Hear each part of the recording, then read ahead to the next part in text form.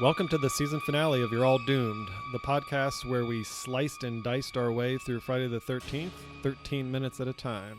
I'm your host, Brian. I'm Greg.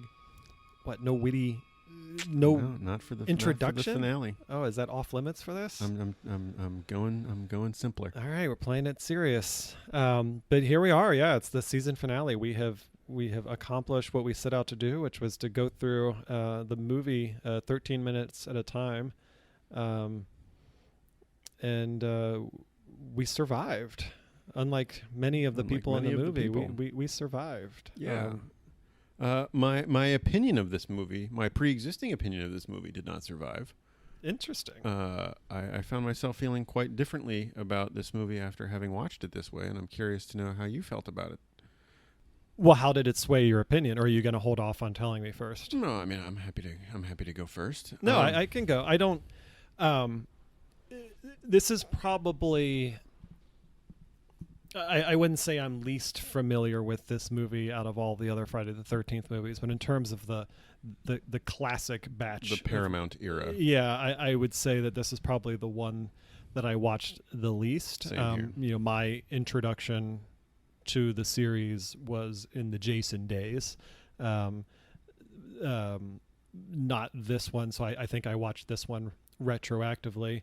I don't think I ever necessarily had a negative opinion of this movie. It's just not, when I was just getting into it, this was probably not the movie that was grasping my attention the way the other ones were.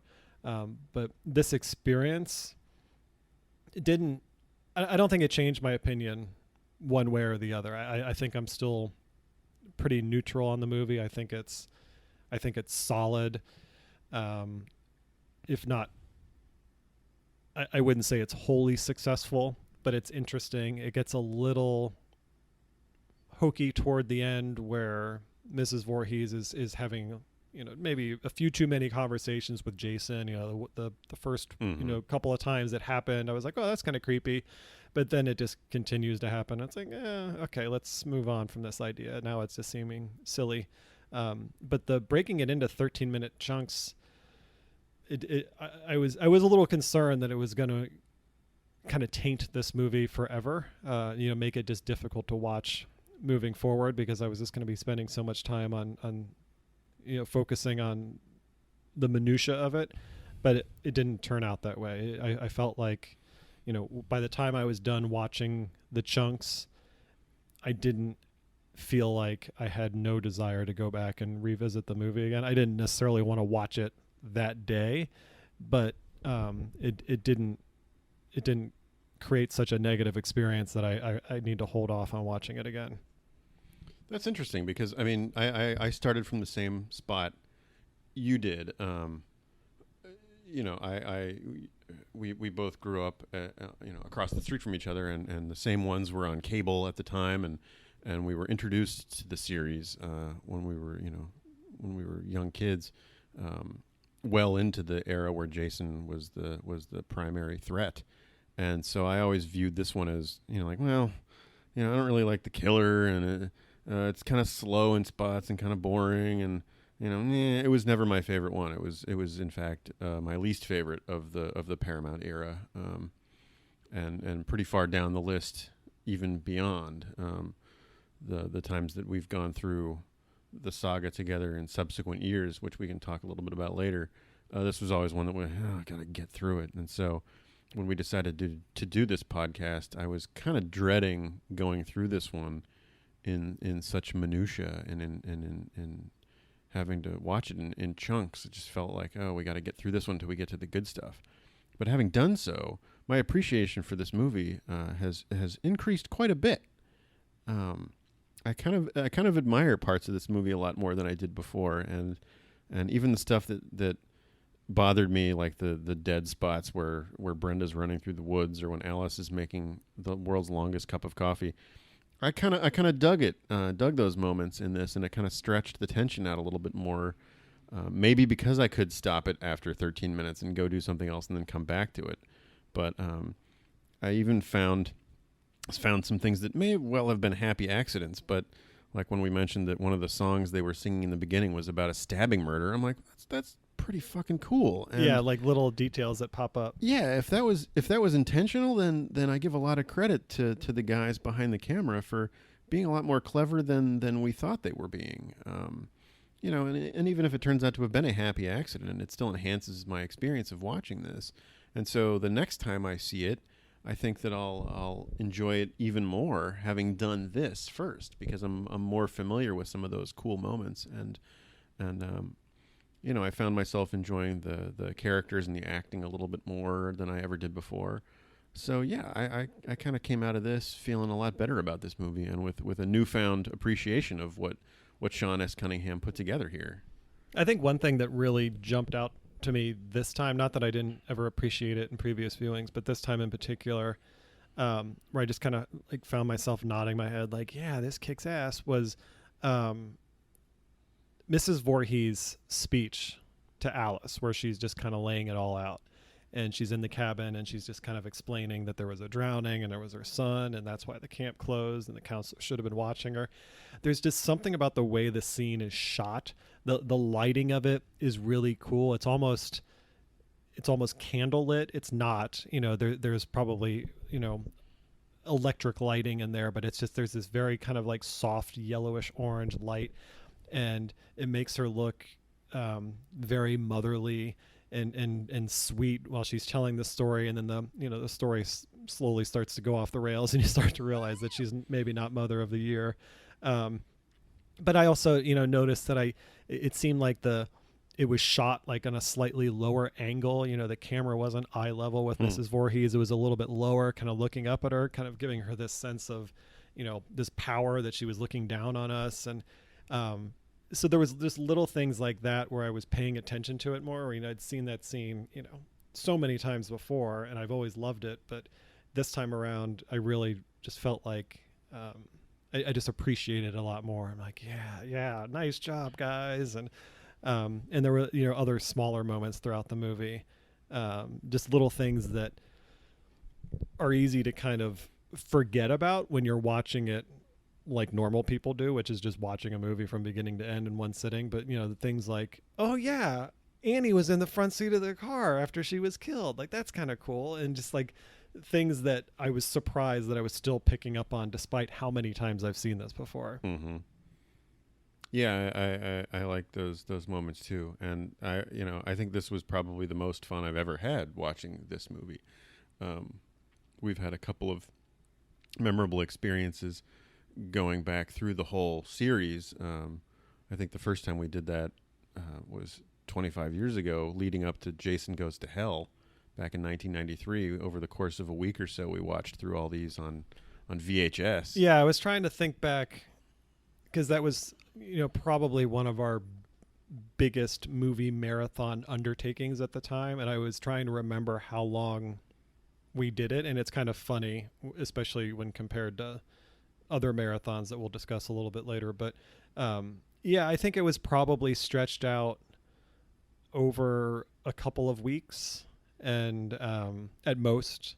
And I don't know if we even owned the tapes. We were probably we were renting getting it from Blockbuster, and then as Yep. soon as we would, one of us would drop it off and pick up the next one. And we did that to ramp up to Jason Goes to Hell, which we just couldn't fucking wait to see. What a payoff that was. But yeah, I mean, I remember, again at the time, this one was like, all right, well, we got to start with part one, and we got through it. And there's that's not to say I never enjoyed any of it, but I thought it was fine. We should also point out that we watched these separately. We did not watch these chunks in the same room together. Oh, that's a good point. Yeah, I live in Chicago. Greg lives in Cincinnati. And we did this on our own pace, and we ended up doing it roughly around the same time. But we watched them separately and took our notes independently, and didn't share any information or discoveries with each other until we hit record for the podcast. And that was fun too, because I think when I was watching it, I'm like, okay, well, what can I find that maybe Greg hasn't seen yet, and kind of catch him off guard, or just those types of things. And so I think that helped me kind of look at it a little bit closer than I normally would, rather than just, sitting back on the couch with my feet up, like, oh, this is a good movie, and just kind of tuning out at the parts I don't like. Yeah. Yeah.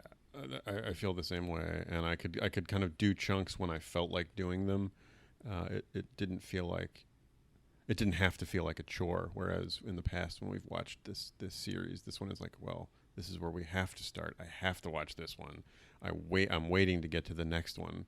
But this I could kind of do. I could do a chunk in the morning and then do some other things, and then after mowing the lawn or something, like, oh yeah, I'll sit down and watch another chunk. And it was just much more of a convenient experience, and I think that helped me enjoy myself. Watching it sober was interesting. Usually, I've had a beverage or two by the time I'm sitting down to watch one of these slasher flicks, and this time I really had to pay attention and kind of devote myself to the movie, and that paid off. I think the at least for me, the most surprising thing to come out of this exercise was how long it took me. I was fully expecting to be able to just hit play for 13 minutes, then hit pause, and then just jot down some notes of things that I remembered that happened during the movie. But what I ended up doing was pausing frequently, sometimes every 30 seconds to, write down a character name or an important line of dialogue. And it seemed a little tedious at first, but after I got through a couple of the chunks, I got a little bit better at it and realized that I can be a little bit more efficient, because it was a little distracting only going through it in like 30-second chunks and pausing and picking it back up. And so it got to the point where, and it helps too as the movie progresses, because you're not being introduced to new characters as often. The plot is established, so you can just kind of just roll with it. And it's a lot different when you're watching 5 minutes of someone running through the woods versus 5 minutes of Steve Christie yelling at his employees to go paint the boathouse. I was also a little bit wary of revisiting this movie again so soon after our most recent marathon, when we sat down 4 years ago and plowed through the entire series in one weekend. Yep. I usually take a little bit more of an interval between viewings of these movies. We did one in 2005, I think, not long after the DVD set had come out, and we watched them separately and sent each other some jokey reviews and stuff. But then they sat on my shelf for a while. I don't think I'd watched the movies at all between our 2005 kind of marathon that we did on our own, and like you said, kind of shared reviews over email, and then the Jason Fest that we did 4 years ago, with the exception of the reboot that came out in 2009. But yeah, I mean, these are movies that I enjoy, but don't necessarily need to revisit very often. So there was a little bit of concern about diving back into these, even though it had been 4 years. There was the fear of it being too soon. Like my wife and I just went through and rewatched Battlestar Galactica, the new Battlestar Galactica last year, which is a movie or a show that I love. And I was a little concerned about going back and revisiting it, because I was afraid that my opinions of it might have changed. Do you get to a certain, like I know I'm the same way with music, where bands that I loved when I was a kid, I'll listen to now and I'm like, it just doesn't ring the same way anymore. And Right. and it would be a shame to have to like let go of something. Like I hope there's never a day where I sit down and, probably you and I are doing a marathon of Friday the 13th movies, and like halfway through the second one, we kind of look at each other and we're like, this is offensive. Let's not watch these anymore, and just stop and, go drink a glass of wine somewhere, on a veranda. Not that we've ever done that, but Okay. I'm glad to know your true feelings. Yeah, I mean, I actually find myself looking forward to the next time that I'll see this movie. I'm not going to do it anytime soon to avoid over familiarity, but it'll be fun to see it again with the perspective I've gained from this experience. And I always have a little bit of the fear that we're gonna grow out of them, and they're like, "Oh, this is actually kind of boring. We should just stop it and go to sleep." But it's been fun. Yeah, and it does. Yeah, I agree that it'll be interesting to at some point go back and rewatch these, in a regular viewing, because one of the podcasts that was a huge influence for us to do this was Star Wars Minute, and ever since I've been listening to that, I watch those movies differently, and I look for different things, partly because they've pointed things out that I never would have noticed, and then when I go back and watch them, I'm like, oh yeah, they pointed that out last time, that's hilarious. But I also find myself looking at things through a more narrow lens, just because of the practice of looking at it. Even though I'm not watching them minute by minute, I look at it differently. And so I think that whenever we do go back and watch these in a complete chunk, I'm going to remember something that you pointed out, like Mrs. Voorhees' class ring that I didn't necessarily pick up on. And like, oh yeah, there is a ring, and you can see the plaid shirt under the sweater. And I think we're going to point out some things that are going to be fun to revisit someday, but not tomorrow. So I have some higher level kind of like philosophical questions to ask you about the movie. One of which is, do you think Mrs. Voorhees overreacted To the death of her son? Yeah. Well, I mean, I don't think murdering people is ever the answer to a problem, but I think that her reaction, her rage is understandable. What she chose to do with that rage may not be, but golly, I mean, if her child died because of neglect, because of complete disregard for his safety while two young people were getting their rocks off, I think it'd be hard pressed to say she was wrong for being so angry. I think her campaign of vengeance may be a little bit over the top. I wish she'd maybe tried to take legal action against the camp or something. Well, that's what I'm wondering, because like her actual reaction ended up having her killed. So I'm wondering if there was of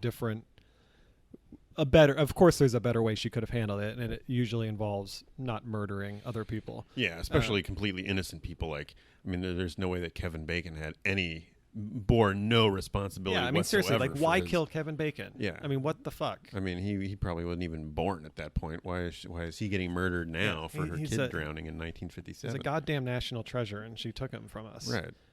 But yeah, legal action, I feel like, is something that would have made more sense. It would have made a terrible movie, but it would have been a better course of action. You sue the camp, and worst case scenario, the she settles with the parents of the counselors or something, and she gets some money out of it, and maybe she starts her own buys a camp. new kid.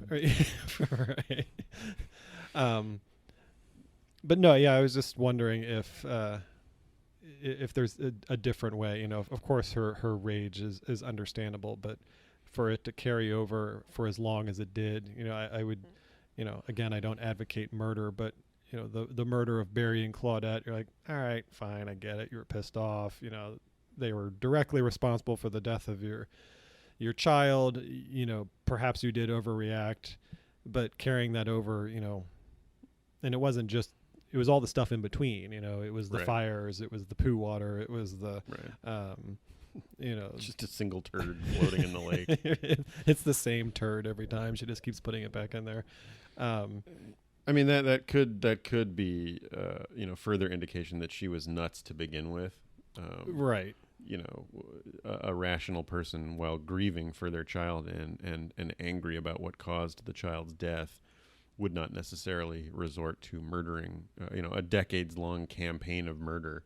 So maybe that is evidence for the case that Pam was touched from the get-go. But yeah, her reaction was definitely extreme. Do you think she's ahead of her time in terms of empowering women? Huh.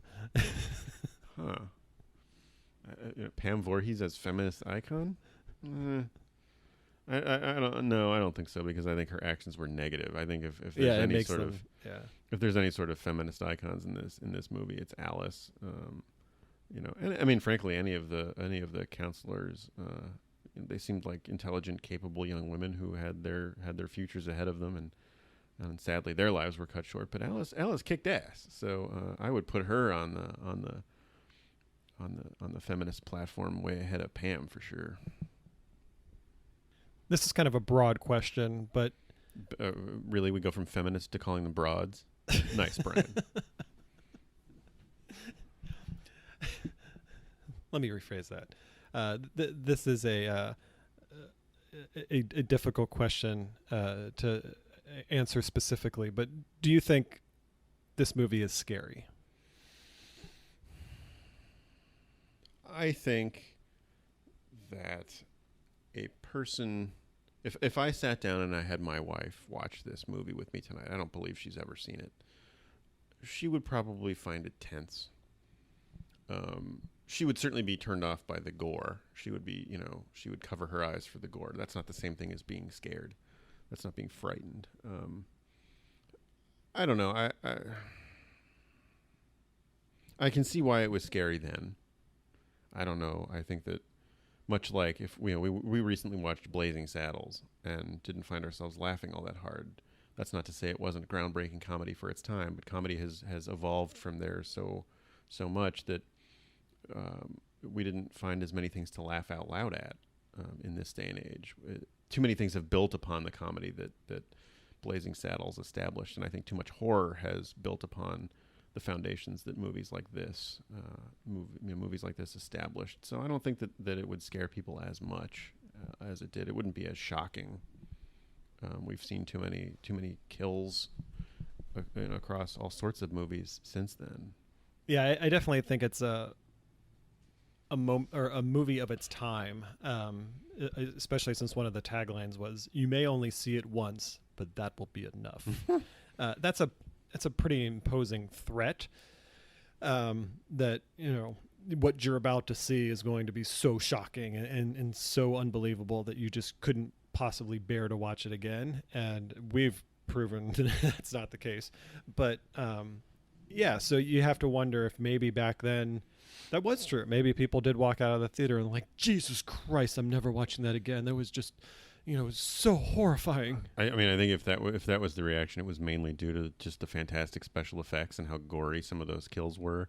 That they just couldn't imagine ever wanting to sit down and see those things happen again. It was also the VHS home video was a burgeoning industry at that point, and it was people didn't see movies repeatedly, at least as frequently as we do now. And we've watched this a ton of times in the 40 years since it came out, and that wasn't possible back then. Not a lot of people had VCRs, and so you had to go to the theater. And you could only go see it in the theater while it was in the theater. And then after that, you wouldn't see it again unless they re-released it for some reason. This was probably one of the first movies that was a home video hit, I would think, because it was one of the first that was commercially available for people to re-watch. But yeah, I'm guessing it probably did some repeat business at first. I'm guessing people wanted to, oh my God, I got to see that beheading again. That was awesome. Yeah. Do you even remember the first time you saw this? No, it would have been after seeing the some of the other ones, and it would have been on cable. Yeah, I better watch this one because I've never seen it. Yeah, I think that's how it was. I mean, if it makes you feel any better, I also don't remember the first time I saw Star Wars or even Empire Strikes Back. But yeah, I think having all the movie cable channels at home and staying up late as a kid. I was probably watching part 2 and part 3 first. Yeah. And then at some point, part 1 came on. I'm like, well, I guess I got to check this out. But it definitely was not my introduction to the series. No, I mean, I remember the first time I saw a Friday the 13th movie. And like I mentioned in the earlier episode, I remember the first time I saw a part of this movie. But no, I don't recall specifically the first time I actually saw this thing all the way through. So, I mean, as you said, as we were just discussing, this movie is very much a product of its time. What do you think it would be like if it were made in this day and age? In terms of how they would do it differently. Yeah. Um, I don't think it would be effective if it was like a shot for shot remake, done on, digital, and a It would need bigger to be score. reimagined to Yeah, some there would have to degree. be a different twist to it.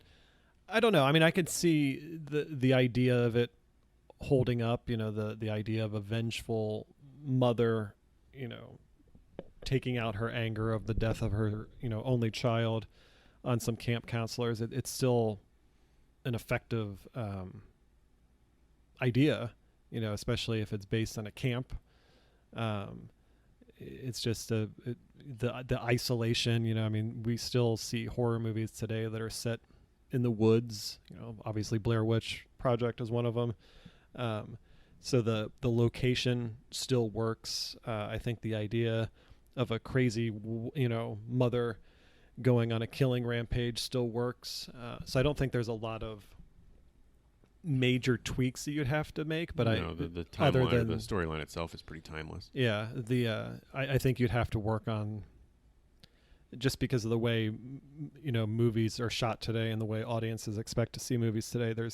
They're just a lot faster paced, and there's going to be more action and quick edits and things like that. And I don't think you could do a lot of the lingering shots, because there's a lot of lingering shots in this movie, and you couldn't get away with that in the new version. So yeah, I agree with you. it would just be faster paced. The killings would be more creative. They would probably be more fighting, in reaction to being attacked. It wouldn't just be so one sided. But I mean, I think the overall idea would still work. Yeah, I agree. I mean, I think you're absolutely right about the pacing issues.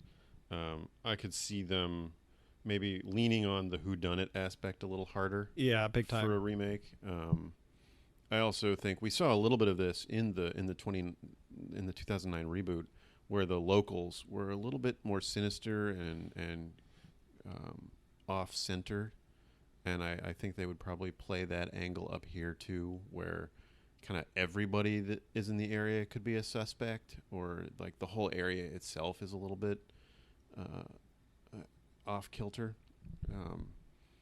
So yeah, I mean, I think they would probably try to find ways to make it creepier, but I think it could be done. It's a pretty solid spine of a story, and I mean, I felt when they did the reboot, which we can talk about later. This portion of that movie was very, very abridged, and I think that kind of shortchanged it. I think that if they ever do iron out these rights issues and they can go back and do another movie, it wouldn't be a bad idea to start over with a movie where they retell this part of the story. Commercially, that's difficult because, of course, Jason is the face you want on the poster, but they could play up the ending with Jason a little bit more. Yeah, and iron out some of the logic and timeline issues where, if they were to proceed with Jason in future movies, that it actually makes sense. Yeah, and make Pamela Voorhees a little bit more savage, perhaps. We've my wife and this is going to be a weird tangent, but my wife and I have been going through Downton Abbey lately, and at the same time I was doing watching these chunks over the past few weeks, and I found myself thinking, I think Elizabeth McGovern could pull off a pretty good Pamela Voorhees. Nice, yeah. She's 57, so she's in the right age range. On that show, she does a pretty good job of being forced friendly to people because of her role in the British aristocracy. She has to be pleasant to everyone, whether she feels like it or not. And I think there's a little bit of that with Pam pretending to be kindly to Alice when they first meet. And I think McGovern could pull that off. But she's also got some steel to her in that show when necessary. Whether she's got the darkness to pull off a homicidal mother, I can't say. But she does have a pretty frosty gaze. Her eyes are very pale blue, and there's kind of a wolfishness to her stare when she's angry at someone.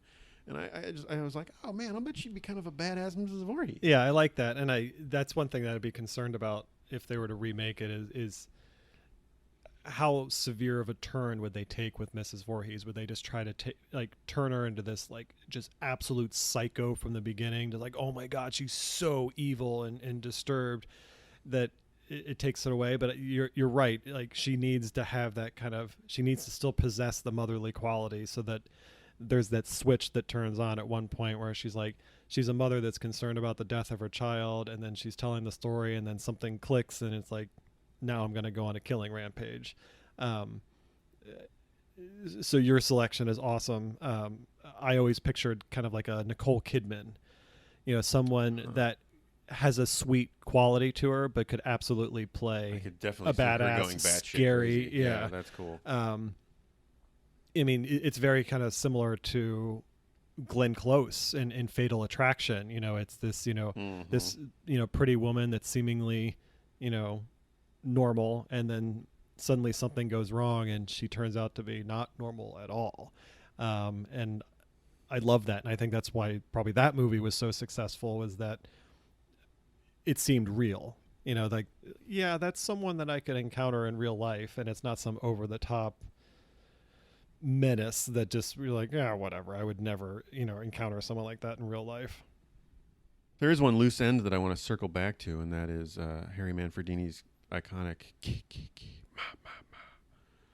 as Pam is telling her story, her backstory, and talking about her son drowning, and Alice runs away in terror. Pam starts, using the voice of Jason in her own mind to say, "Kill her, mommy! Kill her! Get her! Kill her!" And according to Harry Manfredini, that's where the came from. Kill, kill, and mommy, mommy. I can kind of hear it if I force myself to, but in my head I always default to ch. And that's how I hear it, no matter what. I mean, I've heard it from Harry himself, where he says, "No, I took the words kill and mommy, and I ran it through a sequencer and edit it, and that's the theme." And it absolutely makes sense. I get it. If that, what a great idea. I just don't hear it. I hear fine. It doesn't make sense. As far as like that's just a noise. Yeah, but it still has a menace of someone whispering in your ear or something. So yeah, it's still spooky regardless of whether it represents those words or not. But I feel like this isn't just something that you and I disagree on. I feel like it's a pretty universal kind of disagreement where people hear it differently. And I don't know if, we'll have to pay attention to it in later movies. I don't know if it does evolve into something that sounds more like, and maybe that's that's our memory of it. But, he's referring to the original version, and that, he's saying it's, yeah, I don't know. It's maybe it's just the way my ears are tuned and other people's ears are tuned, but I just don't hear it the way Harry says it is. It might be a parallel universe, sort of like the Berenstain Bears thing, where people say they insist that this offshoot parallel dimension exists, where it was in fact Berenstein, and so I feel like maybe this is it one time it in the history of the world it was but then Harry Manfredini went on tape saying it's ki ma ma ma, and then it caused a divergence in our timelines, and now people insist that it's the other way. And yeah, like he's planted a seed, and people are just running with it. But yeah, it's interesting, but it's a great theme, and it's one that just bring up out of nowhere. Just somebody on the subway on the train, right on your way to work, you'll lean over. No, but it's such a great theme song. And, when you listen to some of the other music in the movie, it's very reminiscent of Psycho. It's more than reminiscent. It's some of it's kind of a ripoff with the kind of overall like score. Screeching. Yeah, the score. But it is great that there is a very iconic theme that comes out of it. Yeah, I like that it has its own unique motif that they can lean on pretty heavily, and it ratchets up the tension of any time the killer is there. It's almost like this movie's own version of the Jaws notes. When it plays, you know the shark is there. When you hear you know that shit's about to hit the fan. Exactly. So do you mind if we go into some details about the facts of the filming of the movie itself? No, please share. So it started filming September 4th, 1979, and filmed until October 3rd, 1979. So, just barely under a month, they were able to knock this thing out.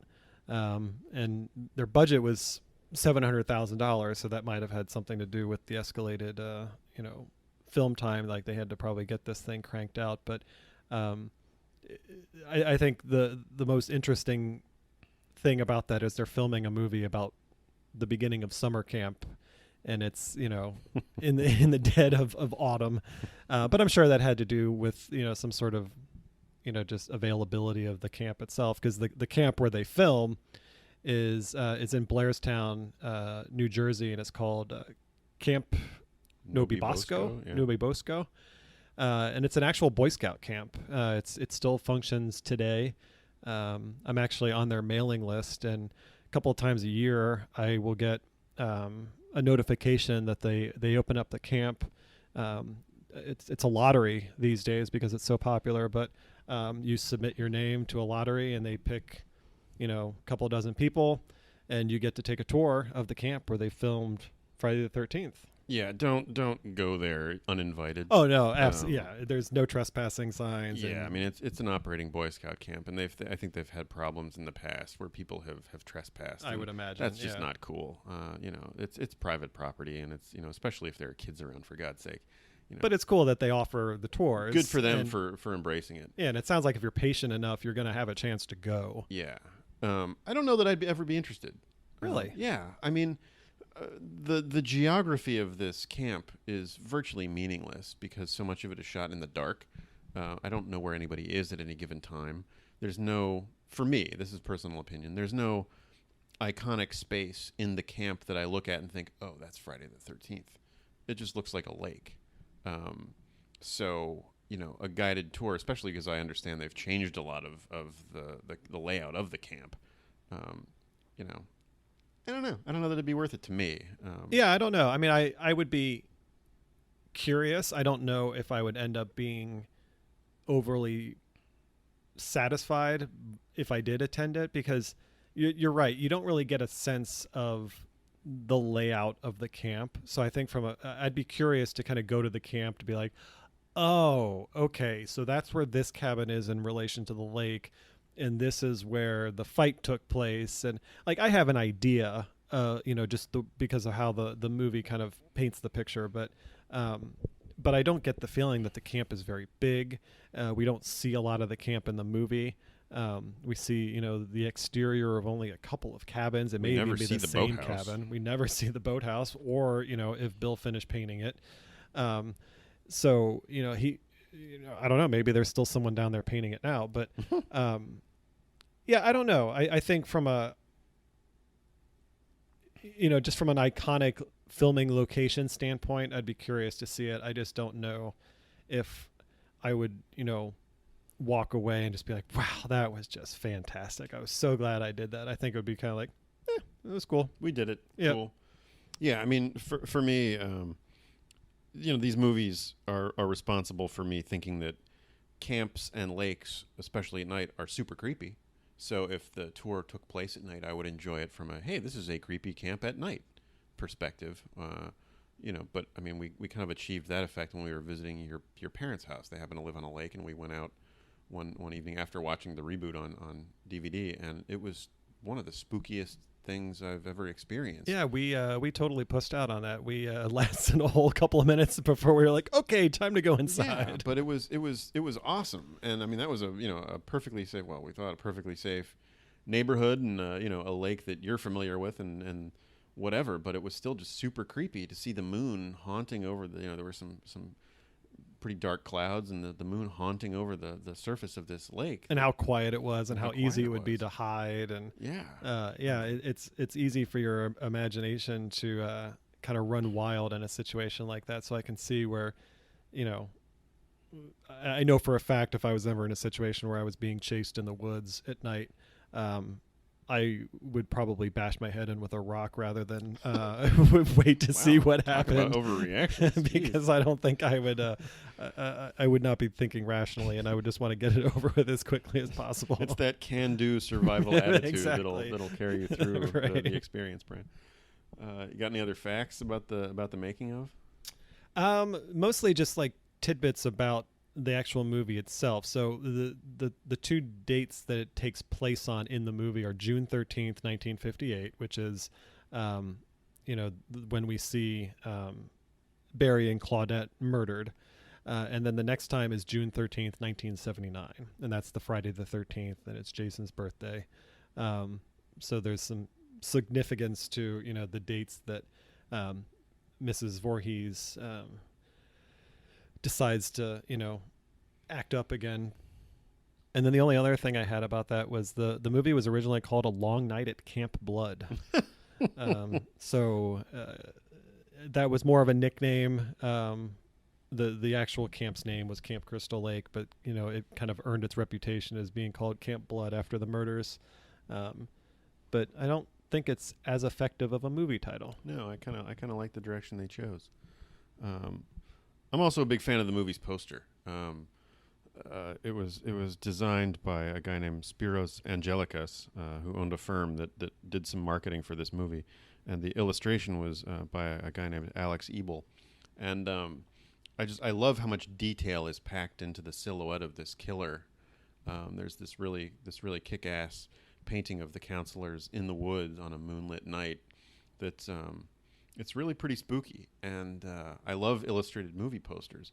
I never thought about getting a copy of this one because I wasn't as big a fan of this movie in the series, but I'm kind of rethinking that because it's just such a great illustration, and my newfound respect for the movie itself leads me to think like, yeah, I could put this on my wall. It's pretty badass.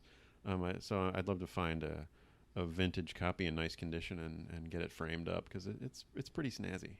Do you know what the tagline is on the poster that you like? I think it's "They were warned, they're doomed, and on Friday the 13th, nothing will save them." Because I have a list of some other taglines that were used, not just in the U.S., but also in the U.K. One of them is, "On Friday the 13th, they began to die horribly, one by one." Yeah, that's all right. That's the UK theatrical tagline. So you have to say it in the proper accent, Brian. Perhaps the lamest of the taglines, "Lucky 13? I think not." That sounds like Wayne from Wayne's World wrote that. Wayne's World 3. Journey to Camp Crystal Lake. If you think this means bad luck, you don't even know the half of it. Oof. The last part was in caps. The deluxe edition DVD, the tagline is "Kill, kill, kill, uncut." So, okay. All right. I'm not quite sure what this one's all about, but don't make plans for Sunday. I don't know about Saturday. What happened to Saturday? But they're just going to jump straight to Sunday. Huh. So that one is a little strange. Yeah, that's... Saturday will be your, that's when you can relax and just kind of recover from what you saw. But Sunday, you're fucked. So don't even make plans for Sunday. Yeah, I don't understand. You'll wish it were only a nightmare. Not bad. Fridays will never be the same again. Also the same. You could also use that for Friday and next Friday and Friday after next. True. Or if you went to TGI Fridays and had a bad experience and you go home and say, Fridays will never be the same again. Well, we're not getting a sponsorship from TGI Fridays now. I guess not. Another tagline was "A 24-hour nightmare of terror." Yeah, that's also on this poster. It's down under the title, whereas the one I read earlier is at the top. So it's like a little mini slogan. I don't know if I buy that one because the movie didn't really take place over a period of, well, I guess it kind of did. Annie shows up in the morning. We see Alice on the lake the next morning. So I guess so. But I'm guessing that Alice was passed out on the lake for several hours because if it was still indeed before midnight when when she's having her confrontation with Mrs. Voorhees, you figure that she's on that lake for at least 5 hours, passed out in the canoe. Yeah. And we mentioned the other two. You may only see it once, but that will be enough. And then they were warned, they were doomed one that you just talked about. So there's lots of different variations. A lot of it just, I get the impression they didn't really know how to market it. These days, I can't think of one off the top of my head, but the tagline would be probably something related to, He's back, the man behind the mask. You won't be buying a card for this mother, or yeah, it's going to be something related to the mother being bad. But I guess that would just give away the plot of the movie too much. But the movie was released on May 9th, 1980, which, fine, no problem. But what I don't understand is June 13th, 1980 was a Friday. So why not just wait another month and release it on Friday the 13th? I can't imagine that the box office was so crammed in 1980 that you just couldn't have found a slot for it. Well, yeah, I mean, they were even in the summer season with a May date. I mean, Empire Strikes Back would have come out 2 or 3 weeks after that, so it's not like they were avoiding the summer rush altogether. I mean, they were probably purposely trying to target the kids who were out of school for the summer and could go back and see it. Yeah, that's interesting that they wouldn't have merely waited to. Yeah, someone didn't do their research and look ahead and be like, oh, damn it, there was a Friday the 13th just the next month. It made $39.7 million when it came out. That's not bad. Back then, in 80 money. For good. a $700,000 budget, I would say it more than made its money back.